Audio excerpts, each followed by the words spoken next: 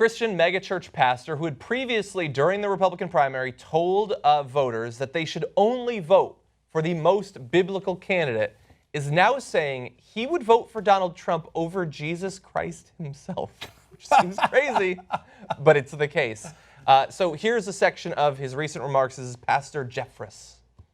I did enthusiastically support him from the beginning because I believed he was the only one who was electable and could beat Hillary Clinton. But as far as his worldview, Trump's worldview, you know, I was debating an evangelical professor on NPR, and this professor said, "Pastor, don't you want a candidate who embodies the teaching of Jesus and would govern this country according to the principles found in the Sermon on the Mount?" I said, heck no. I would run from that candidate as far as possible because the Sermon on the Mount was not given as a governing principle for this nation. Nowhere is government told to forgive those who wrong it. Nowhere is government commanded to turn the other cheek.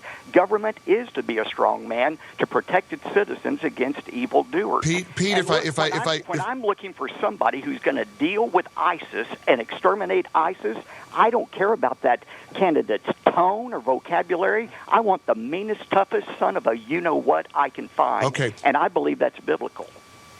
I want him to exterminate him. I'm not going to swear, but I want people to be murdered. Yeah. He said at the end, and I think that's biblical, after saying earlier that, no, I don't want the candidate to be like Jesus Christ. Yeah. You might be a tad confused. That's why he added that on at the end, because I think he realized, oh my God, this sounds crazy. I have to at least say I believe that this is the biblical thing to do. Jeffress in the past has said freedom from religion is, quote, a perverted idea. We must be guided by religion. Our government must be. And he just told you that we should not apply Christian principles to our government. Which we agree with, by the way. Yeah, I mean, I'll take that last part. Yeah. But no, you know why? Because it isn't about religion, it isn't about Christianity, it isn't about Jesus.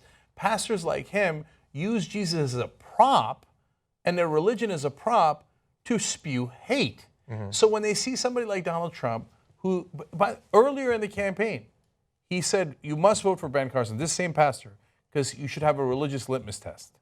Okay. Then he turned around and is now supporting literally the least religious guy that was running among the Republicans, that doesn't know how to quote the Bible if his life depended on it, has no record of going to church. Doesn't remember either of the Corinthians. Okay. and the list goes on and on. But he doesn't care. This pastor prefers him to Jesus Christ. Because the reality is Jesus Christ wasn't hateful enough. Trump hates the Mexicans, he hates the Muslims, he hates this guy, he hates that guy. And Pastor Jeffress isn't interested in the Sermon on the Mount. He's interested in hatred. And if Trump can deliver that for him, he's like, fantastic, I'm in. Yeah. Everything I said before about Christianity, full of crap, didn't mean it, don't care. It's just a vessel for my hatred. We basically witnessed in one man in real time what happened in Europe less than 100 years ago. Oh, we're religious. Oh, wait, we're scared. Now we want a fascist strongman. It happened instantly. And he said in there that the Sermon on the Mount was not delivered as governing principles, which is generally true. But he's missing the fact that they didn't need to be given as governing principles. They were given as the very principles you're supposed to live your entire life on. As a person, this is how you're supposed to act. This is what you're supposed to do. This is what you're supposed to believe. This is who you should be if you want to follow me and someday enter the kingdom of heaven. It doesn't matter if you're in government or if you run a bakery or if you do whatever. This is who you're supposed to be. You're supposed to live by these principles. The idea that once you enter office, all of those values should go out the door so that you can start killing people, that's crazy. And you don't have to listen to me. You can listen to Jesus Christ because he was 100% against that. Jeffress says that, and you heard it in that tape, he said government is to be a strong man. Well, you would have loved Manuel Noriega, you would have loved Saddam Hussein, Muammar Gaddafi. They were all strong men. You would have loved that. And they had the trappings of religion too without actually believing. Yeah. A couple of them did.